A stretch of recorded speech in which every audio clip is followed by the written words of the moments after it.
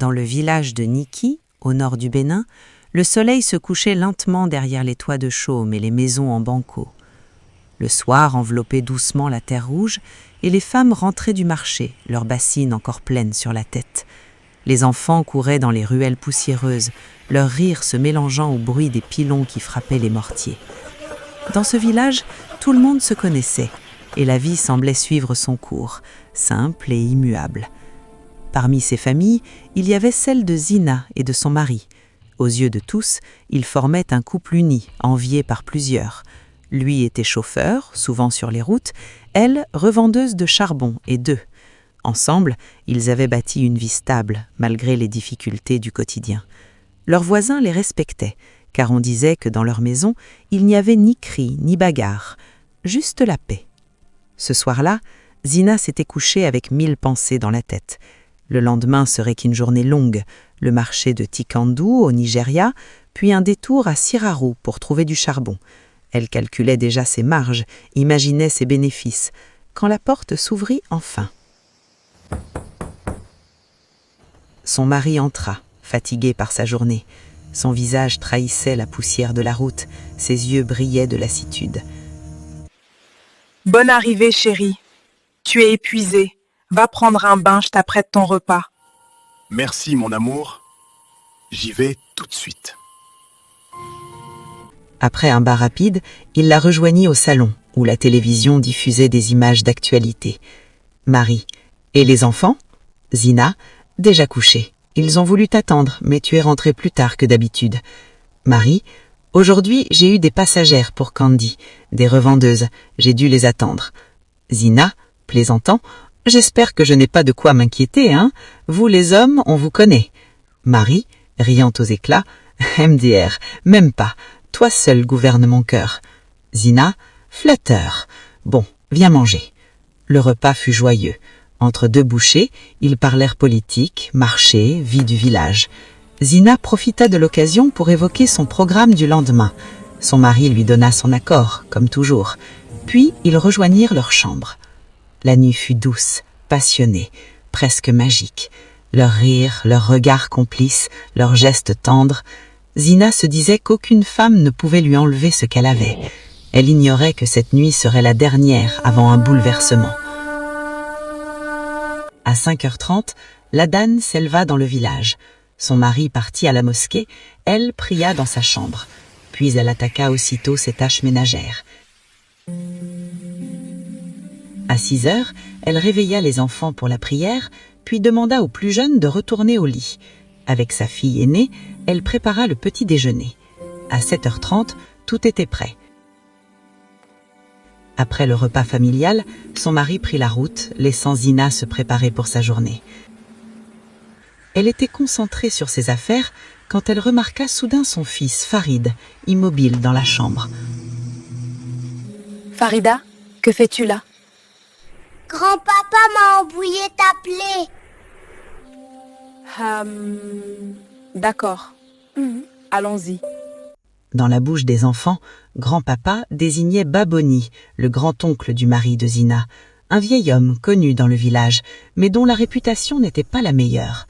On le disait rusé, manipulateur, toujours à semer la discorde pour mieux contrôler les autres. Zina, méfiante, suivit Farid. En entrant dans la grande cour familiale, son cœur se serra. Il y avait du monde, trop de monde. Les frères de son mari étaient là, sa sœur aînée aussi, même les 2 coépouses de son beau-frère, assises en rang, habillées avec soin. Les tantes paternelles de son mari, vêtues de leurs beaux paniers, complétaient le tableau. Et au milieu de tout cela, son mari, silencieux, évitait son regard. Zina salua poliment. « Assalamu alaikum » Tous, « Wa alaykum salam » Baboni, assis sur un fauteuil en bois, prit la parole. « Assieds-toi, ma fille. » Zina s'exécuta, le cœur battant. Baboni, solennel, « Bien, celle qu'on attendait est là, nous pouvons commencer. » Le silence tomba sur l'assemblée. Chacun observait Zina, certains avec curiosité, d'autres avec une pointe de pitié. Elle ne comprenait pas encore ce qui se jouait. Baboni tout sauta, puis déclara Vous savez tous que notre neveu est orphelin de père et de mère. Depuis longtemps, c'est moi qui veille sur cette famille.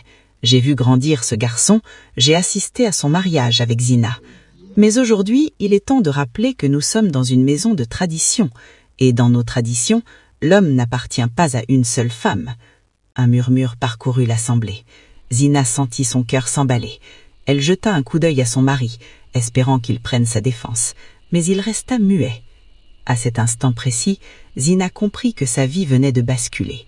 La nuit d'amour de la veille, leur complicité, leur rire complice, tout semblait soudain être qu'une amarrée fragile. Elle se demandait « Comment vais-je affronter ça? Comment vais-je protéger mes enfants ?» Le silence pesant fut rompu par la voix grave de Baboni. « C'est décidé, nous présenterons la nouvelle épouse vendredi, que chacun s'y prépare. » Le cœur de Zina se serra comme jamais. Elle se leva, la gorge serrée, incapable de prononcer un mot. Devant toute la famille, elle s'inclina légèrement, puis sortit de la cour, les yeux embués de larmes.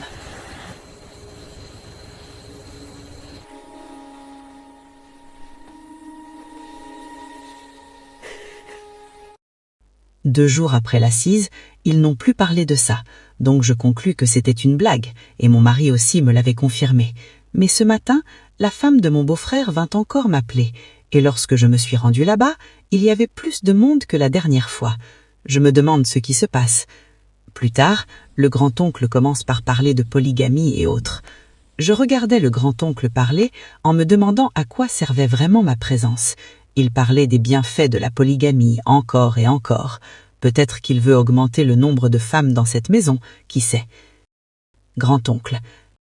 La polygamie est une bonne chose, mais les femmes ne le savent pas. La polygamie leur permet de se reposer. Elle permet d'avoir beaucoup d'enfants. Et comme l'a dit le prophète, accouchez autant que vous pouvez afin que je puisse me réjouir avec vous le jour de la résurrection. Nous suivons la sunna du prophète. La polygamie diminue aussi le nombre de femmes qui se retrouvent célibataires. J'écoutais, sans savoir en quoi tout cela me concernait.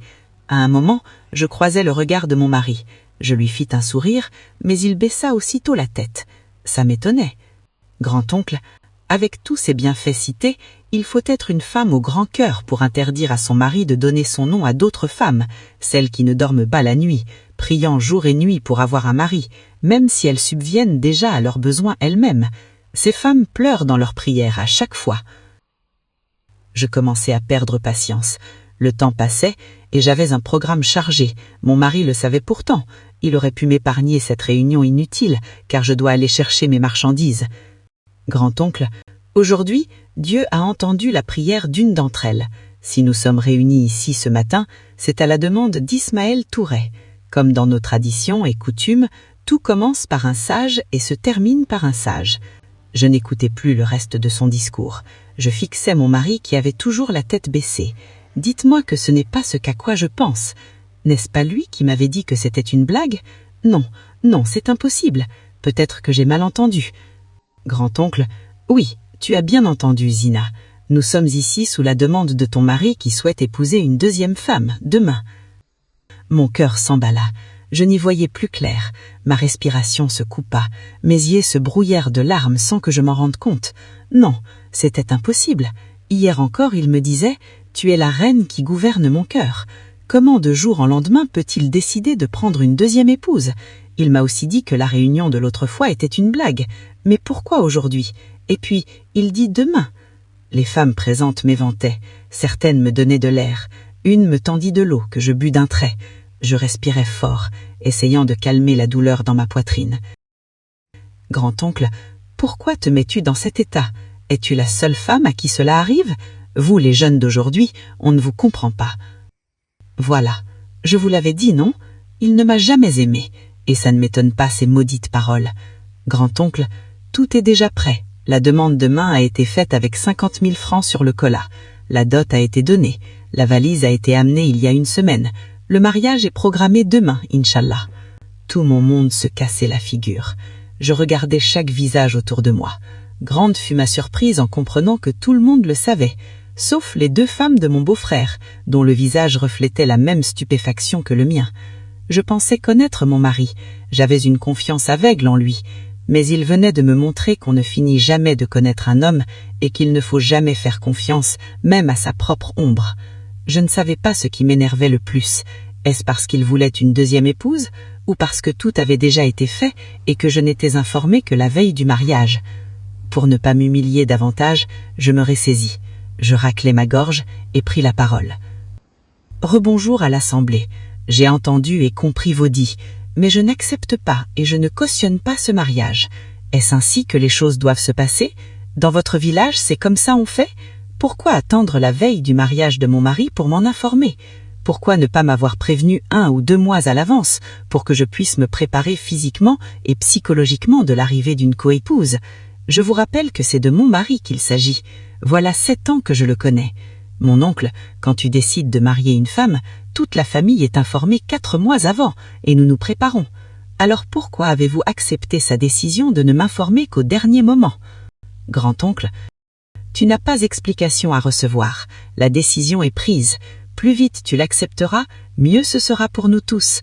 Je pris une grande inspiration et répondis, la voix ferme, « Bien, alors j'exige qu'il me rembourse ma dette. Oui, parce que mon mariage à moi était un mariage à crédit.